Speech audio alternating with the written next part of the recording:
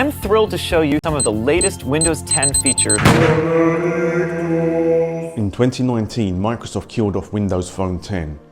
Now it's resurrected its mobile Windows dream. It's one of two core reasons Apple will bring macOS to the iPad Pro. With this year's iPad Pro set to include the new M2 chip, exactly the same silicon as will be in the new Apple laptops, it's logical to ask the question, should the new iPad Pro run macOS? For this question about the future, we have to look back to the past. The launch of Windows 95 was a cultural event and a herald of change in society.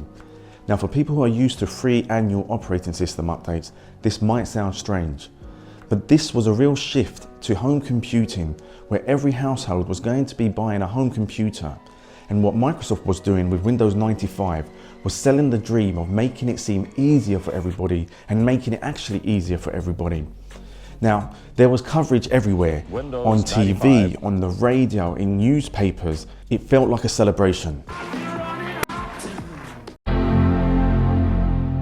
Back in the mid-90s, Bill Gates outlined his vision of what a smartphone could be. A personal portable computer that helps run your life.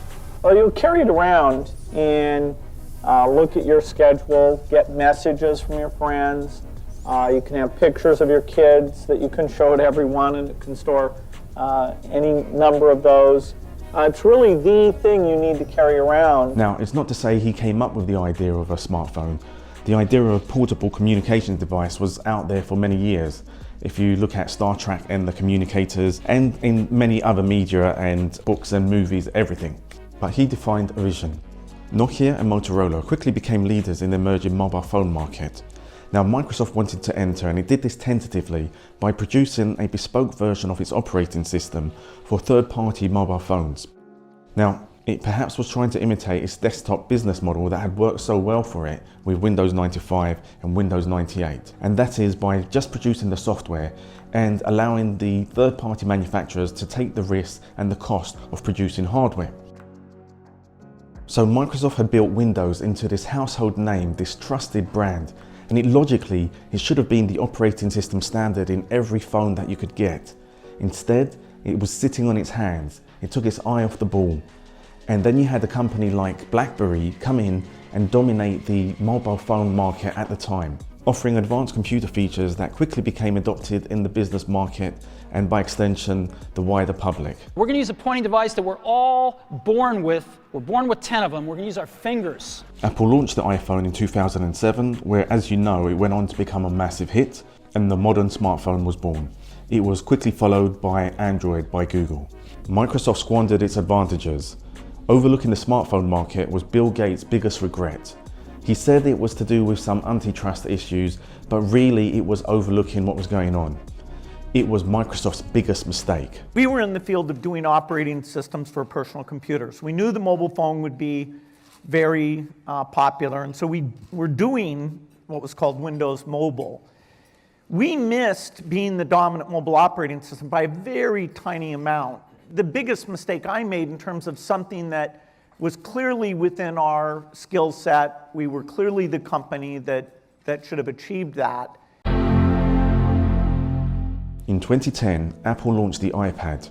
Now, during the reveal presentation, Steve Jobs went to great lengths to define it as a new product category, a post-PC device somewhere between a smartphone and a laptop. Using this thing is remarkable. It's so much more intimate than a laptop, and it's so much more capable than a smartphone with this gorgeous large display. Steve Jobs' on-stage demonstration was all about conveying how good the iPad is for informal use, relaxed usage, media consumption. It is the best browsing experience you've ever had. And you know what? He was right then, and over a decade later, he's still right. I can save articles to my reading list, and it will sync to my iPhone. So Steve Jobs set the tone, defining what was unique about the iPad. And this was absolutely the right thing to do at the time. But then people, the media, the public, started saying that the iPad was not a computer. And sometimes this was meant in a complimentary way, and sometimes this was meant in a critical way. The student newspaper of the prestigious Stanford University proclaimed it a new category of computing device. CNET asked, should the iPad be considered a computer? Mail Online wondered, will anyone want to buy one? Gizmodo described it as crap futurism and labelled it a pseudo-computer. And the purportedly future-looking Wired magazine had a bee in its bonnet and was reluctant to call the iPad a computer at all. Then, after its successful launch, the Apple skeptic blog OS News questioned why the iPad sales count towards Apple's total computer sales, when smartphone sales that have equal functionality, such as those by Nokia, don't. So there was this dichotomy, this contradiction of two different stances. The iPad as a new, improved type of computer, and the iPad as something else different from computers. What you doing on your computer? What's a computer? Apple played into this with its advertising, focusing on the seamless experience of using the iPad. It went so far as to actually call the iPad not a computer.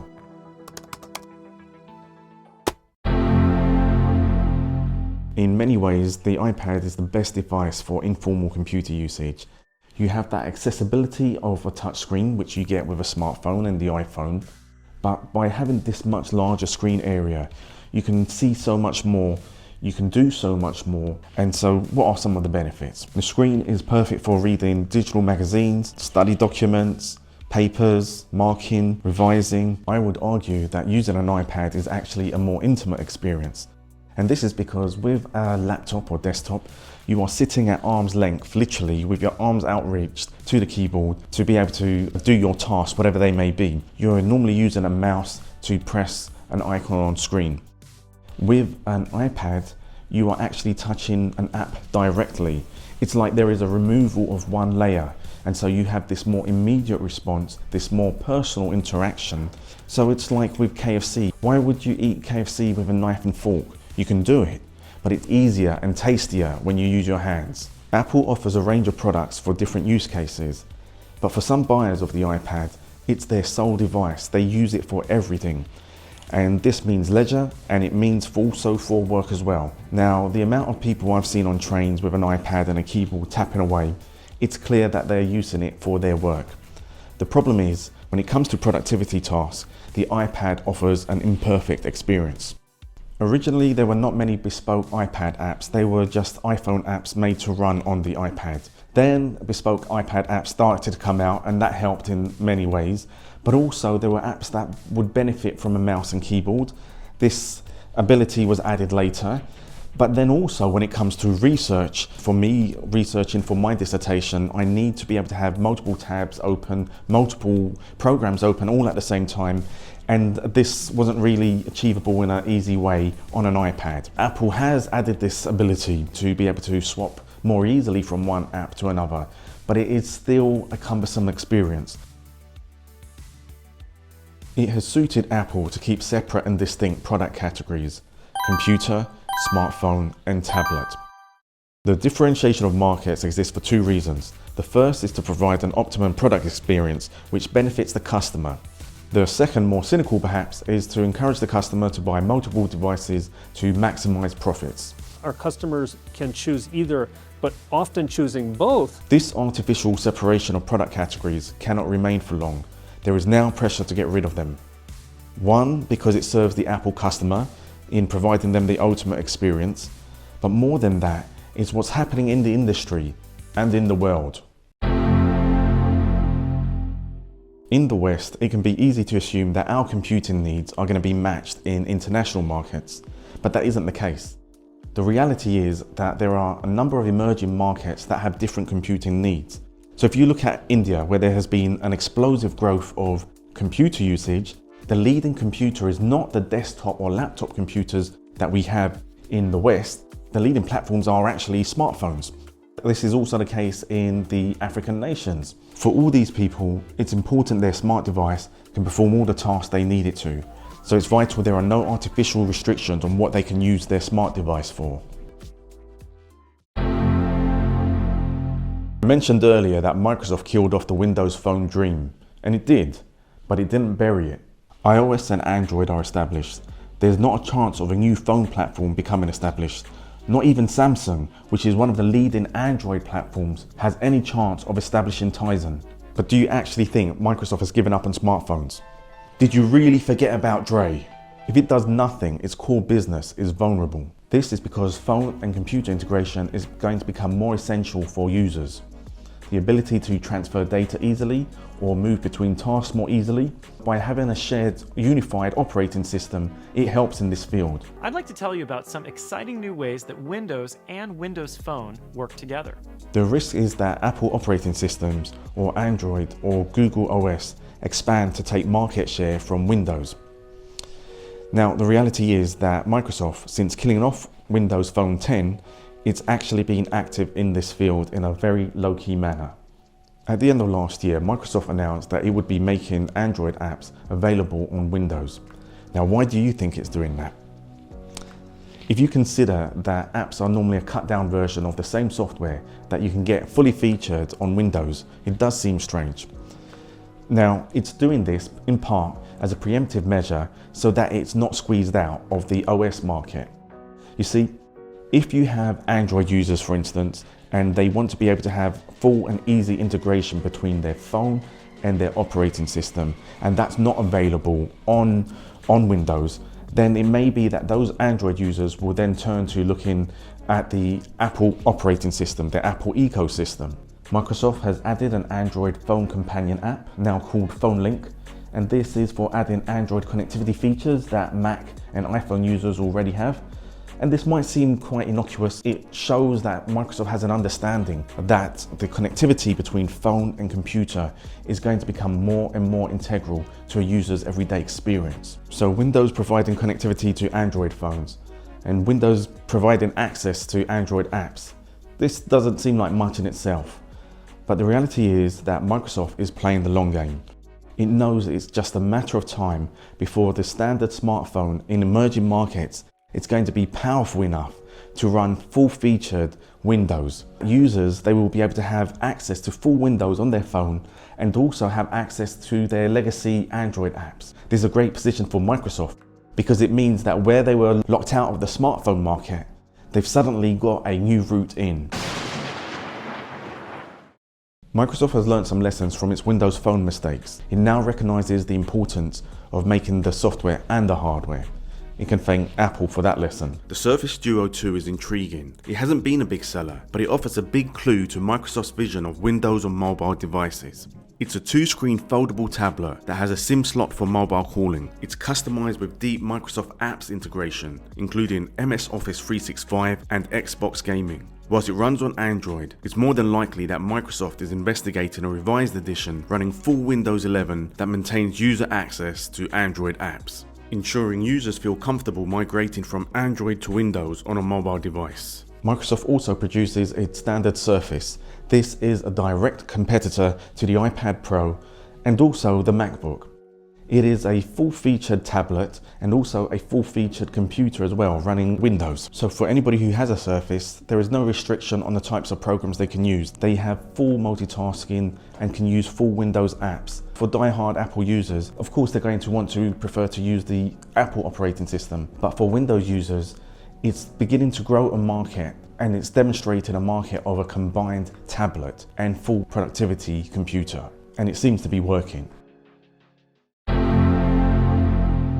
In recent years, with iPad Pro, the question has always been, is it Pro enough? And the answer has been no.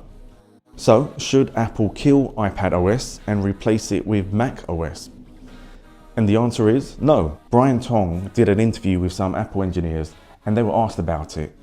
And they said that it would not offer an optimized experience. We are committed to how unique and distinct each of the Mac and the iPad really are. This makes sense. iPad OS takes advantage of the design of the use of what a tablet should be. If you try and squeeze macOS onto it, it could be a very clunky experience that's not optimized for touch, that's actually going to be not user-friendly at all. But rather than make an inferior touch version of macOS, why not just include full macOS dual booting so that the iPad can be used in MacBook mode? This is different from one OS trying to be all things. This is offering two different devices in one.